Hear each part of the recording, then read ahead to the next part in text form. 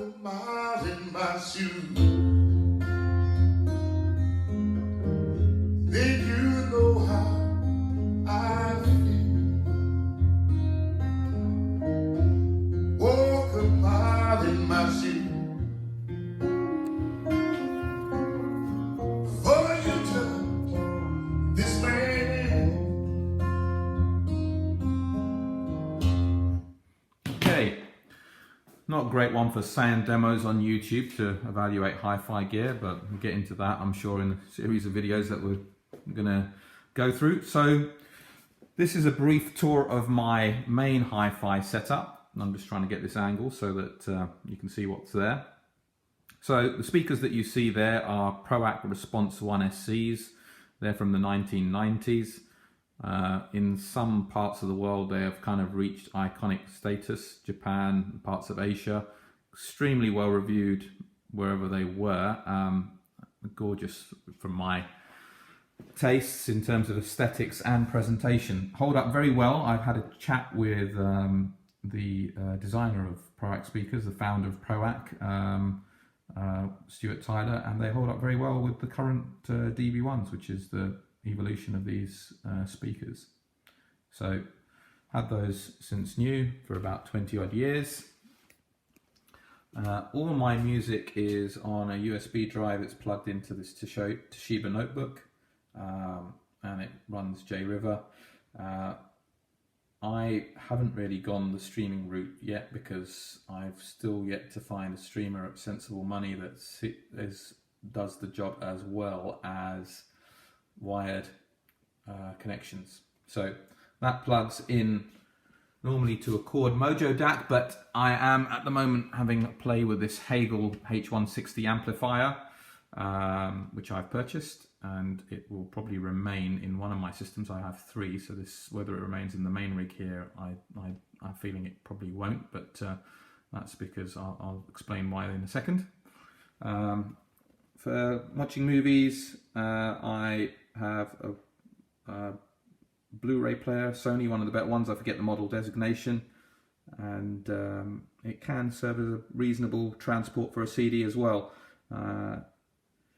So that does kind of perform that function. And here we go. There's the big boys. So let's see if I can get this so you can actually see them. There we go. Okay, so that's my Exposure 21RC preamplifier and two 18 Super monoblocks. They have been around since the ProActs in the 1990s. Now, I have to say, over the last 20 years, there have been a number of amps that I've tried for periods of time. Some I've kept, some I've got rid of. Arcams, names, a Technics, vintage Technics, which I really like actually, and that's in one of my other setups. Yeah, other bits and pieces of kit that friends have perhaps brought over, which we've tried out. So these guys, nothing's bettered these guys. Even the Hagel H160 is, I think, kind of one class below. I think you'd have to kind of spend some significantly more money to kind of probably get up to where the exposures are. So yeah, love those, love the ProActs.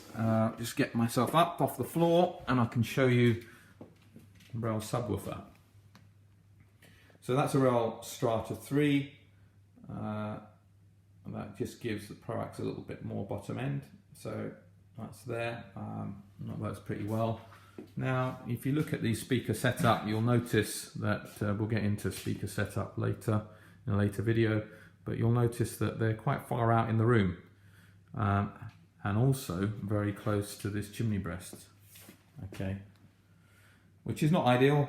Modern living rooms, the reality is that you have to make certain compromises.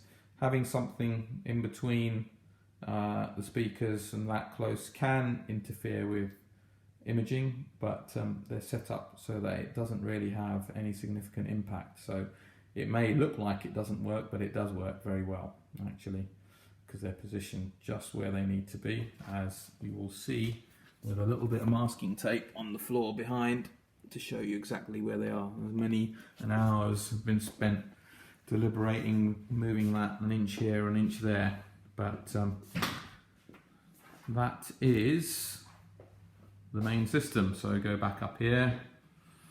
The other thing I really want to perhaps bring to people's attention is it's rigged to the TV. So at the moment all it's doing is playing a YouTube video, which is what it was playing just as we started this video. And I'm a great believer on making your hi-fi as accessible as you possibly can and getting as much use out of it as you possibly can. So it's connected via an optical lead from optical digital output from the TV into the DAC of the Hagel. Normally it would be the Chord Mojo DAC servicing the exposures, but at the moment I'm listening to the Hagel. That's what was playing there. And that really is a revelation. I would urge anybody who's building a hi-fi or putting together, I need to get out of this habit of saying building, we're not building components, we're putting together a hi-fi system to put it where they're going to get the most use out of it, and perhaps family members. My wife, my son, they all sit here, we're listening to videos, listening to music, and you'd be surprised, you know, compressed YouTube files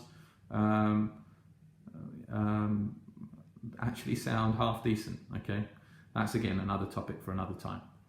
So it's a 2.1 channel system, 2 main speakers and a subwoofer. I deliberately haven't gone down the surround sound route. I wanted to optimize this system for the front the front speakers. Basically wanted the front speakers to sound as good as they possibly could. In my mind, 80%, well actually 80% of the information is provided by the front channels in a home cinema system. The rest are for effects, and although those can be impressive, and I'm sure there's enthusiasts out there who love their little, not little, but their little speakers around the room to give them that immersive sound. For me, I want the front soundstage to be as good as possible. So this system is set up for that. I want soundstage depth, I want holographic imaging, I want finesse, I want dynamics, and this delivers all of this in spades. So, quick tour of my hi-fi system. Hope you've enjoyed that, and I think the next series of videos are going to be on where do you start putting together a hi-fi system. For now, British Audiophile signing off. Thank you very much.